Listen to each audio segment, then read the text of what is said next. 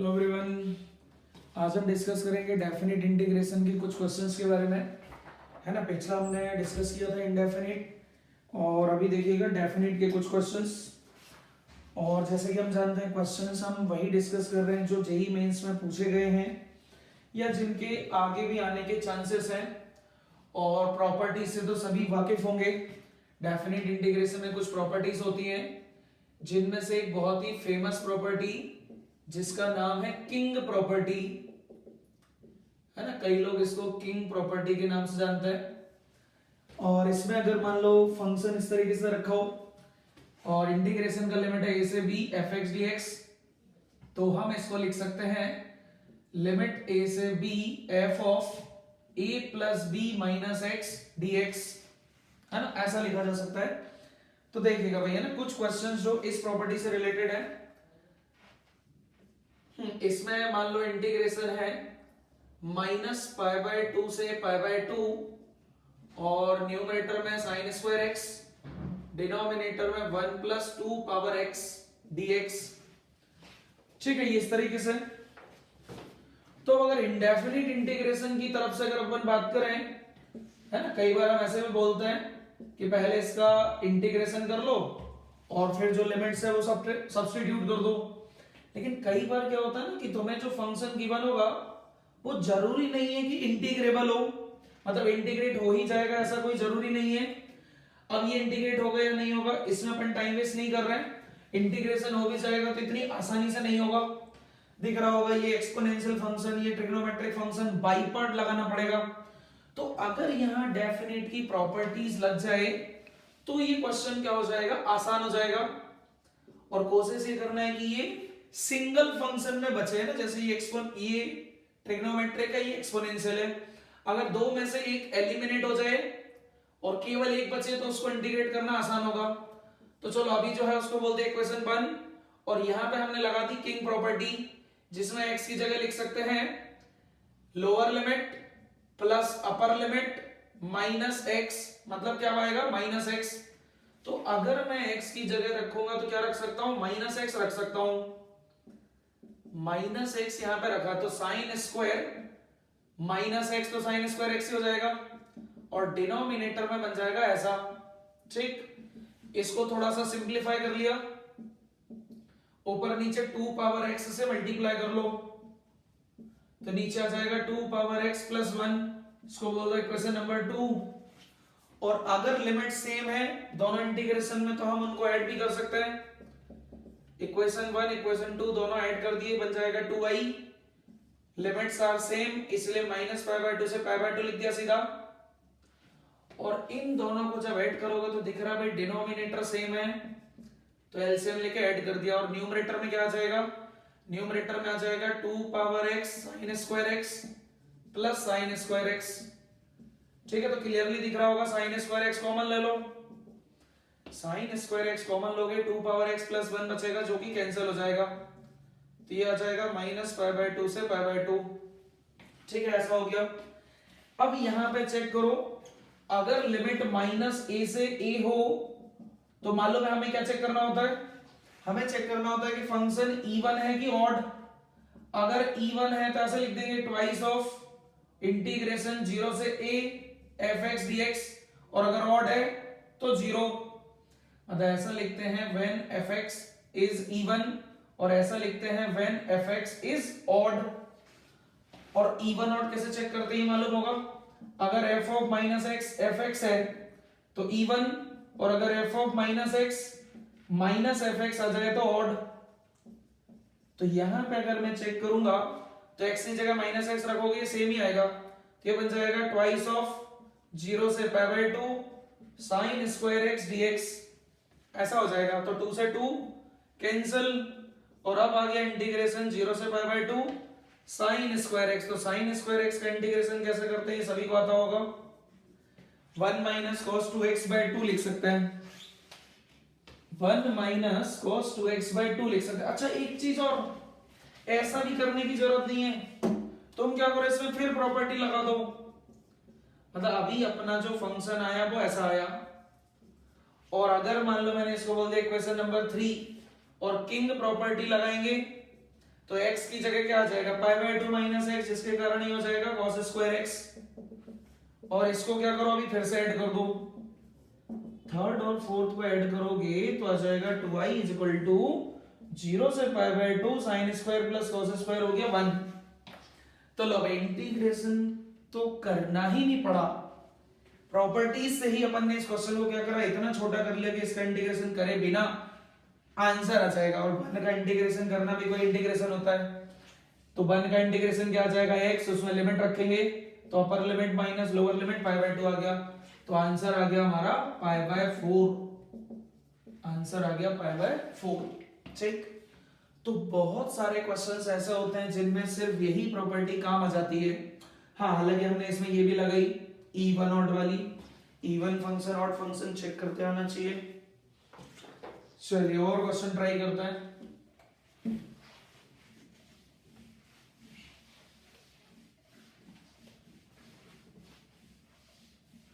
देखिएगा भैया ना क्वेश्चन यहाँ पे अगला करते हैं हम, ये वाला question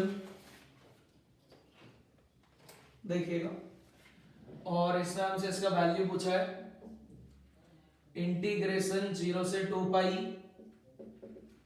sign 2x into 1 plus cos 3x dx। अच्छा, और एक चीज और यहां पे ऐसे लिख रखा है मींस, अच्छा बोल भी रखा है ना, बोल भी रखा है कि दिस इज या bracket denotes greatest integer function. ठीक है ना, ये ग्रेटेस्ट इंटीजर फंक्शन है। अब ग्रेटेस्ट इंटीजर फंक्शन के बारे में भी भाई कई सारी कॉन्सेप्ट होते हैं, जिनमें से एक कॉन्सेप्ट अगर शायद मालूम हो तो greatest integer of x plus greatest integer of minus x. हाँ, ये मालूम है किसी को कि इसका वैल्यू क्या होता है, इसका वैल्यू मालूम है। Greatest integer of x plus greatest integer of minus x दो तरह से आएगा, एक तो 0 आएगा और एक आएगा -1। 0 कब आएगा, 0 तब आएगा जब x हो इंटीजर। 0 कब आएगा, जब x हो इंटीजर। और -1 कब आएगा, जब x इंटीजर ना हो। जैसे मान लो फॉर एग्जांपल तुमसे पूछा जाए x इज इक्वल टू 3 है, तो यहां कुछ ऐसे बनेगा, जिसका वैल्यू निकाल लेना, ऐसा आएगा 0 आ जाएगा। और अगर x इंटीजर नहीं है तो ऐसा बनेगा, इसका ग्रेटेस्ट इंटीजर 3 और इसका ग्रेटेस्ट इंटीजर -4, तो इसका वैल्यू -1 आ जाएगा, है ना। तो ये कॉन्सेप्ट हमें मालूम होना चाहिए। अब देखते हैं इसका यूज क्या है, या इसमें ये यूज होगा भी या नहीं, वो तो क्वेश्चन जब करेंगे तो पता लग जाएगा। लेकिन जब भी ग्रेटेस्ट इंटीजर दिखे तो अपन को कुछ ऐसी चीजें याद आ जाना चाहिए, हाँ ऐसा कुछ होता है। अब यहां पे ये बताओ कि जब ग्रेटेस्ट इंटीजर अपन यहां पे लिखेंगे, अच्छा उसके चलो पहले वो सब तो छोड़ दो, क्या हम इसको इंटीग्रेट कर पाएंगे? और यहां पे ऐसे लिखा है ग्रेटेस्ट इंटीजर ऑफ x, मतलब इसके जैसा है। तो हम जानते हैं, हम यहां पे जैसे मान लो लिमिट ऐसे होती या 3 की बजाय मान लो 3.5 लिखी है, तो हम इसका इंटीग्रेशन कैसे करते हैं? पहले हम लिमिट को ब्रेक करेंगे और उस पॉइंट पे ब्रेक करेंगे जहां पे ये अंदर वाला इंटीजर बने, जहां पे ये अंदर वाला क्या बने, इंटीजर। तो इंटीजर कहां पे बनेगा, एक तो 1 पर, एक 2 पर और एक 3 पर, है ना। और आखिरी ऐसा आएगा 3 से 3.5। 0 से 1 में इसका ग्रेटेस्ट इंटीजर कितना आएगा, 0, इधर आएगा 1, इधर आएगा 2, इधर आएगा 3, है ना। और फिर इसको सॉल्व कर लेंगे। लेकिन क्या इसको चेक कर पाना आसान है कि ये इंटीजर कब बनेगा, कौन से x पर ये इंटीजर बनेगा, कौन से x पे नॉन इंटीजर होगा, ये पता कर पाना थोड़ा सा मुश्किल काम है, ठीक है ना। ये पता कर पाना थोड़ा मुश्किल काम है भैया ना, इतना आसान नहीं है इधर ये।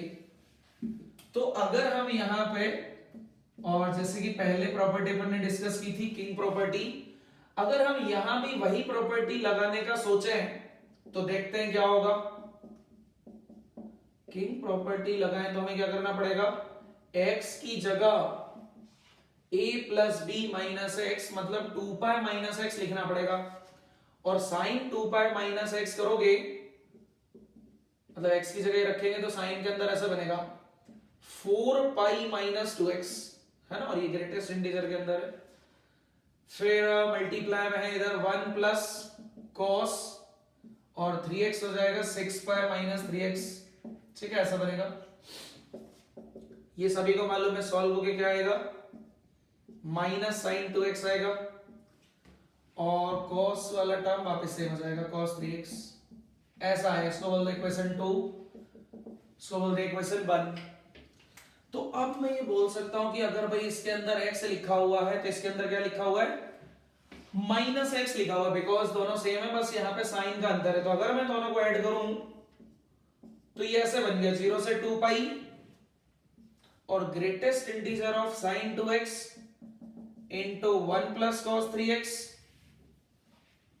Plus greatest integer of minus sine 2x into 1 plus cos 3x dx। ठीक है, ऐसा बना। अब हम जानते हैं अगर x plus greatest integer of x plus greatest integer of minus x पूछा जाए तो इसका आंसर दो तरीके से आएगा। और अब ये पूछा जाएगा कि जब ये इंटीजर हो तो ये 0 बनेगा और जब इंटीजर नहीं है तो ये -1 आएगा।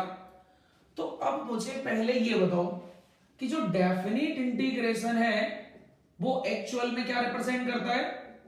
डेफिनिट इंटीग्रेशन जो है वो रिप्रेजेंट करता है algebraic area, algebraic area under the curve y is equal to fx। Definite integration जो है वो रिप्रेजेंट करता है एल्जेब्रिक एरिया। एल्जेब्रिक एरिया मतलब x एक्सिस के ऊपर है तो पॉजिटिव होगा, x एक्सिस के नीचे है तो नेगेटिव होगा। लेकिन हाँ, ये तब बोलते हैं जब लिमिट क्या हो, लेफ्ट से राइट हो, मतलब a से b, a छोटा b बड़ा है तो फिर अपन ऐसे बोलते हैं। ठीक है ना, कि x एक्सिस के ऊपर है तो एरिया पॉजिटिव होगा, x एक्सिस के नीचे है तो एरिया नेगेटिव होगा ना, इसलिए एल्जेब्रिक एरिया बोलता है। हाँ, अगर तुम्हें एक्चुअल एरिया चाहिए, जैसे एरिया अपन जानते हैं कभी नेगेटिव नहीं होता, तो जब एरिया चाहिए होता है तो क्या लगा देंगे, मॉड, क्योंकि डेफिनिट इंटीग्रेशन तो एल्जेब्रिक एरिया देगा, पॉजिटिव है तो पॉजिटिव देगा, नेगेटिव तो नेगेटिव देगा। लेकिन अगर एरिया फाइंड कर रहे हैं, कर्व के अंदर कितना एरिया आ रहा है, तो वहां पे फिर मॉड लगा देता है। तो यहां पे देखो कि ये इंटीजर अगर हुआ तो उसका क्या आ जाएगा, 0। तो पहले मुझे ये बताओ कि जैसे मान लो, चलो ठीक है भाई, मान लो सपोज जो फंक्शन है वो इस पॉइंट पे इंटीजर हुआ होगा, कुछ इस पॉइंट पे इंटीजर हुआ, इस पॉइंट पे इंटीजर हुआ, तो अपन को क्या करना है, केवल ये वाले पॉइंट हटाना है। बाकी सबके लिए तो क्या आएगा, -1 आएगा। बाकी सबके लिए तो इनका सम क्या बनेगा, -1। लेकिन मुझे ये बताओ कि ये तो एक पॉइंट है और इस पॉइंट के अंडर में एरिया कितना होता है, 0। एक पॉइंट के अंडर में एरिया कितना आएगा, 0। कहने का मतलब जिस पॉइंट पे ये इंटीजर हो रहा है, जिस पॉइंट पे ये फंक्शन इंटीजर होगा, उसको अगर मैं हटा दूं तो कोई फर्क नहीं पड़ेगा, क्योंकि उसके अंदर एरिया कितना आएगा, 0। इसके अंदर भी एरिया 0 है, इसके अंदर भी एरिया 0 है। तो जैसे मान लो बहुत सारे पॉइंट पे इंटीजर बना, तो अपन उनको नेग्लेक्ट कर देंगे, उनको लेने की जरूरत ही नहीं, क्योंकि हर बार क्या आएगा, 0 आएगा। उनके अंदर एरिया कितना आएगा, 0, तो वो लेने की जरूरत ही नहीं। तो बस यही आंसर है। एंड इसको सॉल्व कर लीजिएगा, है ना, -1 का इंटीग्रेशन करना, -2 पाई मिलेगा। तो i इज इक्वल टू कितना आ गया, -पाई। i इज इक्वल टू कितना आ जाएगा, -पाई आ जाएगा। तो अगर कॉन्सेप्ट से चलेंगे तो ये बहुत आसान है। लेकिन अगर तुम ये सोचो कि सर ये जहां पे इंटीजर होगा वहां पे हम लिमिट ब्रेक कर देते हैं फिर सॉल्व करता है, तो यहां के ये कौन से पॉइंट इंटीजर बनेगा ये सोचना इतना आसान नहीं है, फाइंड करना इतना आसान नहीं होगा। और खैर जिस पॉइंट पे भी इंटीजर होगा उसको हटाने की जरूरत नहीं, क्योंकि उसके अंदर एरिया कितना आएगा, 0। और डेफिनेट इंटीग्रेशन एल्जेब्रिक एरिया को रिप्रेजेंट करता है, तो वो एरिया अगर 0 है तो उसको हटाने में कोई दिक्कत नहीं है।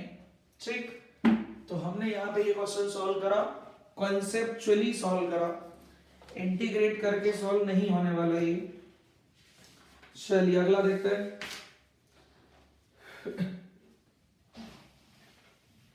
अच्छा, डेफिनेट इंटीग्रेशन में ये भी मालूम होगा भाई, कुछ क्वेश्चंस ऐसे होते हैं इनइक्वालिटी वाले, है ना, इनइक्वालिटी वाले कुछ क्वेश्चंस आते हैं।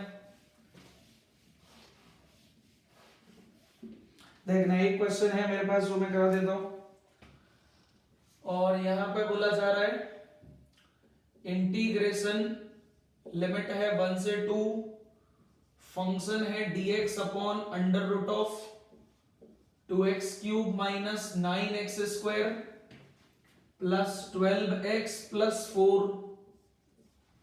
अच्छा, और ऑप्शन क्या है ये भी मैं बताया दे रहा हूं। क्वेश्चन वाला बोल रहा है आई स्क्वायर का वैल्यू कुछ ऐसा होगा। सेकेंड ऑप्शन है आई स्क्वायर का वैल्यू 1/9 से 1/8, आई स्क्वायर 1/16 से 1/9, और फोर्थ ऑप्शन है आई स्क्वायर का वैल्यू 1/6 से 1/2। आई स्क्वायर का वैल्यू किस इंटरवल में लाई करेगा ये बताना है। तो अब यहां पे ये देखो कि अगर तुम इसको इंटीग्रेट करना चाहो तो ये इंटीग्रेट तो नहीं होने वाला, बिकॉज यहां जो दे रखा है 1/√, और क्यूबिक पॉलिनोमियल ये नॉन इंटीग्रेबल फंक्शन है ना, ये इंटीग्रेट नहीं होने वाला। इसलिए हमें आई स्क्वायर का क्या दे रखा है, रेंज, कि जो वैल्यू आएगा वो इससे इसके बीच में आएगा। तो हम ये जानते हैं कि अगर मान लो फंक्शन का है ना, जैसे मान लो fx, इसका मिनिमम वैल्यू स्मॉल m है, कैपिटल M मैक्सिमम वैल्यू है, तो इनका इंटीग्रेशन भी क्या होगा, ऐसे ही होगा,